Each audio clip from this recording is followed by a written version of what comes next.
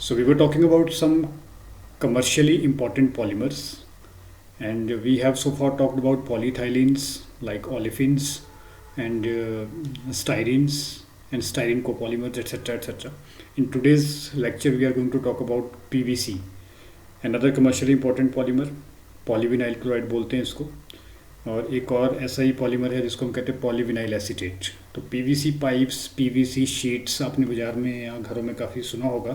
तो ये इस पॉलीमर का बना होता है मटेरियल सारा। कंस्ट्रक्शन एक्टिविटीज़ में जितने भी पाइप्स हैं, प्लास्टिक मटेरियल है, वो पीवीसी से प्रिपेयर किया जाता है। तो इस पॉलीमर के बारे में पढ़ रहे होंगे हम आज, polyvinyl chloride. It is used in an enormous range of domestic and industrial products से मैंने पहले आपको क्लियर कर दिया। Because of its low cost, ready availability and some unique performance characteristics, it is the second largest produce synthetic polymer behind polythene.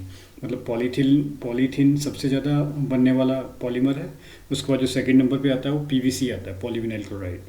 तो ये इसकी preparation है। जैसा मैंने आपको कहा कि पॉलीमर के बनने के लिए एक मोनोमर की ज़रूरत होती है, और जनरली मोनोमर जो यूज़ होता है वो पॉलीमर की कैरेक्टरिस्टिक को रिप्रेजेंट कर होता है। फॉर एग्जांपल पॉलीविनाइल क्लोराइड बनाने के लिए हमें मोनोमर चाहिए होगा विनाइल क्लोराइड। तो एक क्लोराइड ग्रुप है यहाँ पे, और ये विनाइल ग्रुप बोलते हैं इसको। So this is vinyl chloride, and number of this vinyl chloride combines to form PVC.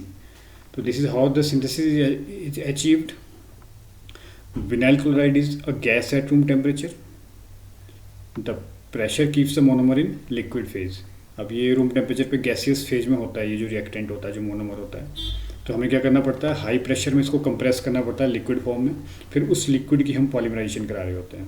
तो इसमें जो जनरली इनिशिएटिव यूज़ होता है दैट इज़ बेंजोइल पेरोक्साइड। और आपको पता है कि जो पेरोक्साइड होते हैं वो फ्री रेडिकल डोनर होते हैं। इसका मतलब जिसका मैकेनिज्म है सिंथेसिस का, वो फ्री रेडिकल पॉलीमराइजेशन के थ्रू चलेगा। अब हम आते हैं इसकी प्रॉपर्टीज़ और डेली लाइफ में इसके यूजेस क्या क्या हो सकते हैं। So talking about the properties, polyvinyl chloride में it is chemically resistant to acids, salts, alkalies, fats and alcohols. मतलब केमिकल स्टेबिलिटी ज़्यादा है इसकी, एसिड और बेस के साथ ज़्यादा इजीली रिएक्ट नहीं करता है। हीट स्टेबल है, पूर हीट स्टेबल लिखा है, इट हैज़ पूर हीट स्टेबल। इट मीन्स कि जैसे जैसे हाई टेम्परेचर की तरफ जाएंगे तो इसकी स्टेबिलिटी कम होती जाएगी। तो उन्होंने लिखा भी है कि अबव 140 डिग्री इट डिकम्पोजेज, यानी कि हम 140 डिग्री सेल्सियस तक इसको यूज़ में ला सकते हैं। उसके बाद इसकी ज़्यादा सिग्निफिकेंस नहीं है, डिसइंटीग्रेट कर जाता है, डिकम्पोज कर जाता है। It has good insulation properties, but because of its higher polar nature, the electrical insulation property is comparatively inferior to non-polar polymer like polythene। क्योंकि इसका नेचर पोलर है। आपको पता है कि क्लोरीन लगा हुआ है, तो क्लोरीन और कार्बन के बीच का बॉन्ड है वो पोलर बॉन्ड को रिप्रेजेंट कर रहा है। तो इट मीन्स इसकी जो इलेक्ट्रिकल इंसुलेशन की प्रॉपर्टी है वो इतनी ज़्यादा बेटर नहीं है एज़ कम्पेयर टू पॉलीथीन, जहाँ पे कोई भी पोलर ग्रुप नहीं लगा हुआ है। तो पॉलीथीन नॉन पोलर पॉलीमर को रिप्रेजेंट करता है और पीवीसी पोलर पॉलीमर को रिप्रेजेंट करता था। पोलर होने की वजह से इसकी जो इलेक्ट्रिकल इंसुलेशन की प्रॉपर्टी है वो थोड़ी कम बेटर है या इन्फीरियर है। It is resistant to flame और इग्निशन, आग नहीं पकड़ता है due to its chlorine content. It is rigid polymer and it can be made soft by adding plasticizers. So plasticizer जो इसमें यूज होता है दैट इज डाइब्यूटाइल थैलेट। तो आपको पता है कि प्लास्टिसाइजर्स क्या होते हैं। प्लास्टिसाइजर होते हैं जो किसी हार्ड पॉलीमेरिक मटेरियल को सॉफ्टनेस अफेक्ट करते हैं उसमें, यानी कि सॉफ्टनेस इंड्यूस करते हैं। सो वो प्लास्टिसाइजर होते हैं। डाइब्यूटाइल थैलेट एक प्लास्टिसाइजर है। जब हम इसका कम्बिनेशन बनाते हैं पीवीसी के साथ तो उसकी रिजिडिटी है थोड़ी सी कम हो जाती है, सॉफ्टनेस आ जाती है पॉलीमर में। Next is applications. Rigid PVC show high surface strength.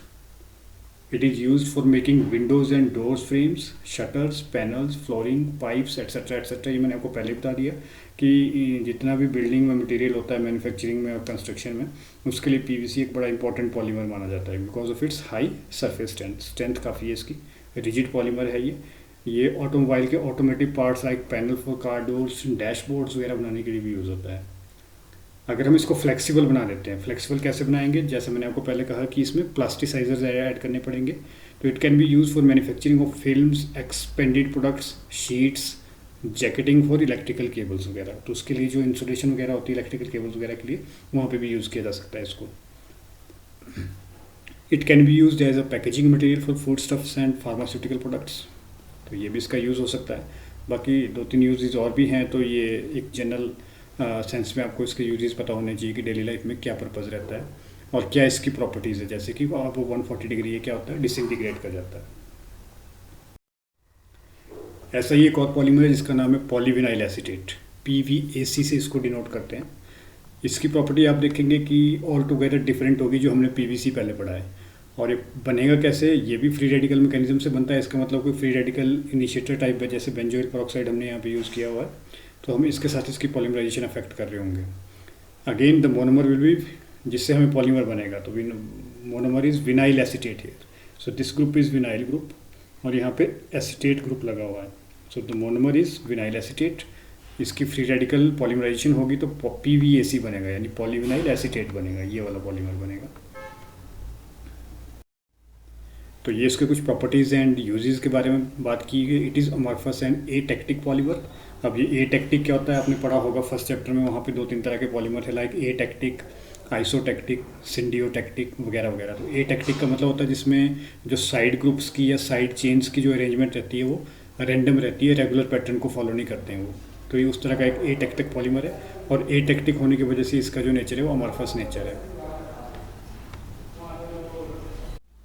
Next, it is being said that it is clear, colorless and transparent material. Its softening temperature is low, 28 degree Celsius, यानी कि जब 28 degree पे जाएगा, देखो 25-26 तो हमारा normal temperature रहता है, रूम टेम्परेचर, तो हम कह सकते हैं कि अबव रूम टेम्परेचर या रूम टेम्परेचर के आसपास ये सॉफ्ट हो जाता है, सॉफ्टनिंग हो जाती है इसकी। तो ऐसा चीज़ बहुत ज़्यादा डिज़ायरेबल नहीं है हमारे लिए। आप देख रहे थे कि PVC बहुत हार्ड था, 140 से ऊपर सॉफ्टनिंग हो रही थी उसकी, यहाँ पे 28 डिग्री सेल्सियस से ऊपर इसकी सॉफ्टनिंग हो रही है। It can be easily degraded by micro organisms, fungus, algae, bacteria वगैरह। तो जो फंजाई, एल्गी वगैरह है या बैक्टीरिया है वो इस पर ईजिली काम कर सकते हैं, उसको डिग्रेड कर सकते हैं। तो ऐसा इसकी जो माइक्रो ऑर्गेनिज्म या बायो स्टेबिलिटी भी नहीं है। It is sensitive to base hydrolysis due to the presence of ester groups. अब क्योंकि इसमें एस्टर लगा हुआ तो आपको पता है कि एस्टर्स की हाइड्रोलिसिस एसिडिक मीडियम में भी हो जाती है और बेसिक मीडियम में भी हो जाती है। So because of this it is chemically unstable. Acid होगा तब भी इरोड कर जाएगा, बेस होगा तब भी वहाँ पे इरोड कर जाएगा। अब हम देखते हैं कि इसकी डेली लाइफ में क्या यूजेस हो सकते हैं।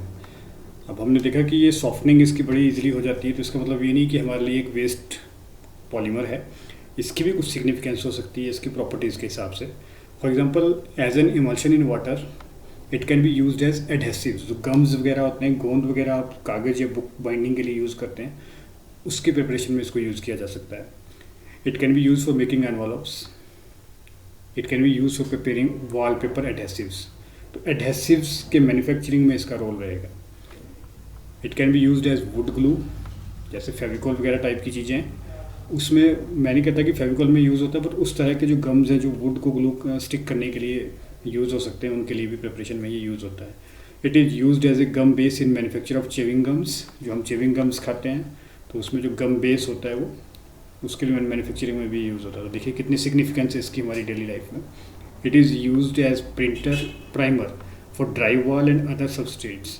तो वॉल पे जो पेंट करते हैं या जो प्राइमर वगैरह करते हैं, उस प्राइमर मटेरियल में इसको हम यूज़ कर सकते हैं। एज ए को polymer with ethylene it is used in paper coatings, sanitary napkins, filter papers and textile finishing.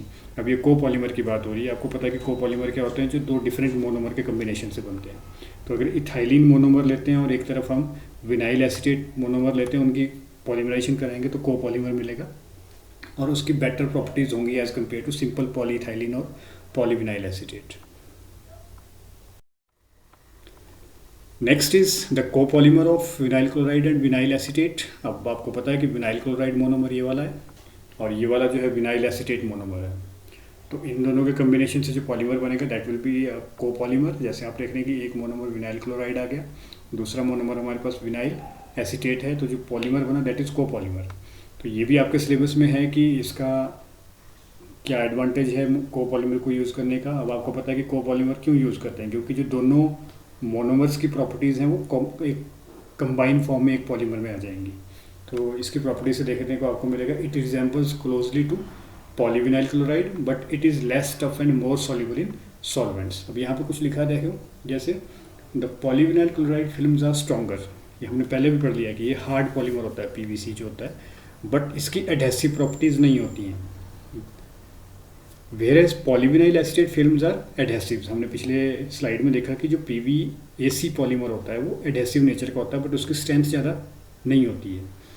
तो अगर हम इन दोनों का कम्बिनेशन यूज़ करेंगे तो हम एक ऐसा पॉलीमर तैयार कर सकते हैं जो स्ट्रॉन्ग भी होगा और जिसमें एडहेसिव प्रॉपर्टीज़ भी आ रही होंगी।